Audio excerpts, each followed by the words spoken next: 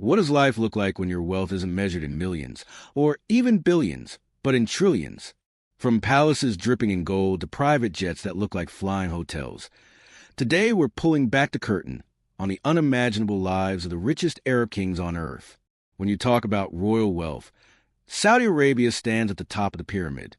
The Saudi royal family, the House of Saud, controls an estimated $1.4 trillion in assets. To put that into perspective, that's more than the entire GDP of countries like Spain, Australia, or Mexico. King Salman, who ascended the throne in 2015, isn't just the ruler of a nation. He's the head of the world's richest dynasty. The family's fortune comes primarily from Saudi Aramco, the world's most profitable company. When Aramco went public in 2019, it instantly became the most valuable company on earth, worth over $2 trillion. But this isn't just numbers on a screen. The royal lifestyle in Saudi Arabia is a world of gold-plated palaces, private 747 jumbo jets converted into flying luxury hotels, and estates that span more land than entire American cities. King Salman himself reportedly has a palace in Riyadh with more than 1,000 rooms, while Crown Prince Mohammed bin Salman, MBS, made headlines for buying a $500 million yacht called Serene, a $450 million Leonardo da Vinci painting, and a French chateau worth $300 million. This kind of wealth also means influence. When Saudi Arabia adjusts its oil production, global gas prices shift overnight. The House of Saud isn't just living in luxury. They're literally steering the world's economy from their palaces. King Mohammed VI of Morocco. While Morocco doesn't have the oil wealth of Saudi Arabia, its king, Mohammed VI, has carved out his own fortune that makes him one of the wealthiest royals outside the Gulf states. His personal net worth is estimated at around $8 billion, but his family controls far more through the SNI holding company, which invests in everything from mining and banking to real estate and retail.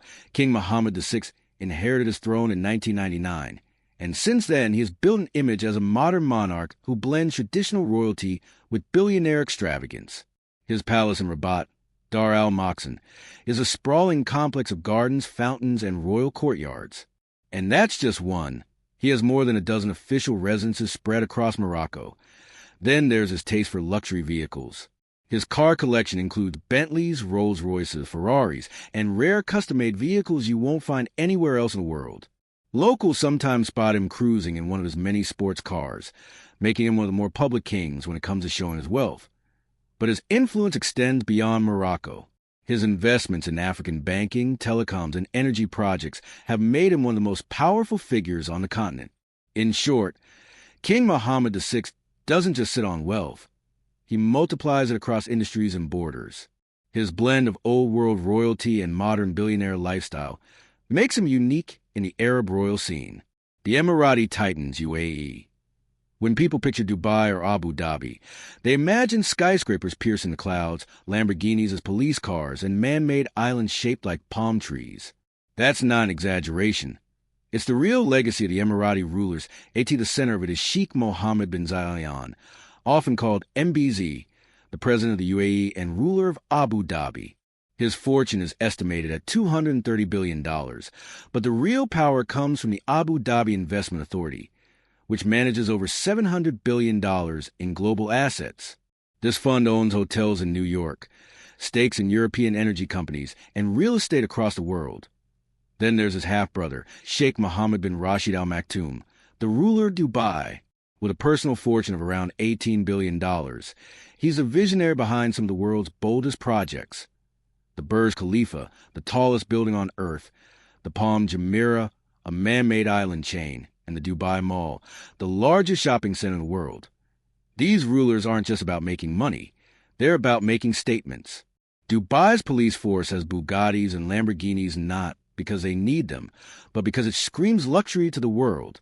And in Abu Dhabi, Sheikh MBZ spends lavishly on falcons, horse racing, and cultural museums to cement the UAE as both a modern financial hub and a guardian tradition in short.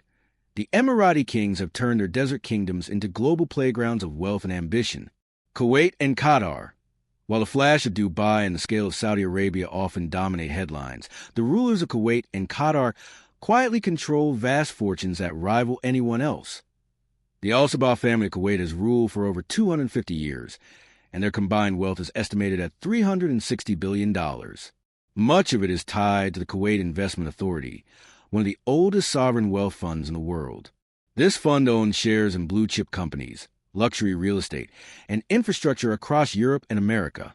While Kuwait's royals are known to be less flashy than their Gulf neighbors, their quiet financial dominance is undeniable. Meanwhile, in Qatar, Sheikh Tamim bin Hamad Al Thani, who became emir in 2013, has a personal net worth of around $2 billion. But his family's Qatar Investment Authority controls nearly $450 billion. Through it, the Al Thani family owns Harrods department store in London, the Shard skyscraper, stakes in Volkswagen, Barclays, and even luxury fashion houses.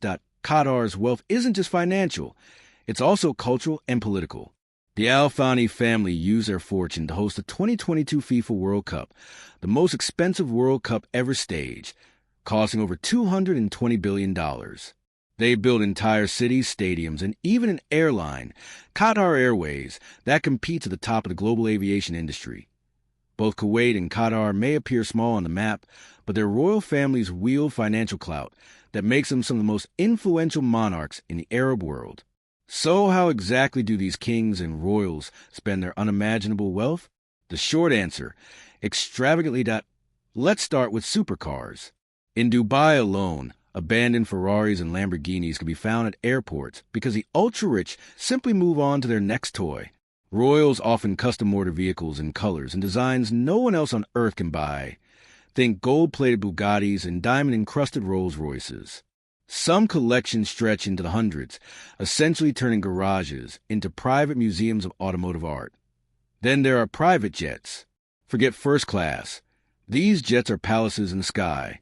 The Saudi king's Boeing 747 has marble floors, crystal chandeliers, and gold fittings. Qatar's royals own fleets of Airbus A380s, the largest passenger planes in the world, repurposed as private transport. Palaces are another level of extravagance.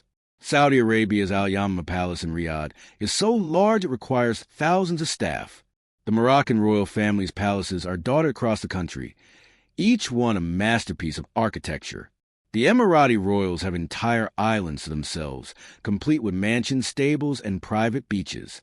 And then there are hobbies. In the Gulf, falconry is more than a pastime. It's a royal tradition. Some falcons are insured for hundreds of thousands of dollars. Arabian horses, another royal favorite, can sell for millions each. It's not just wealth. It's a lifestyle of unimaginable scale, where the line between luxury and excess disappears. The wealth of Arab kings isn't just about luxury cars and golden palaces. It's about global influence. These monarchs control sovereign wealth funds worth trillions of dollars combined, making them some of the most powerful investors on the planet. Take Saudi Arabia. From trillion-dollar oil reserves to fleets of golden supercars, the richest Arab kings live in a reality most of us can't even imagine. But here's the real question is, if you had this kind of wealth, trillions at your disposal, would you spend on yachts, palaces, and supercars? Or would you try to change the world? Drop your answer in the comments. And if you enjoyed this look into the lives of the richest Arab royals, smash that like button, subscribe, and hit the bell so you don't miss what's coming next.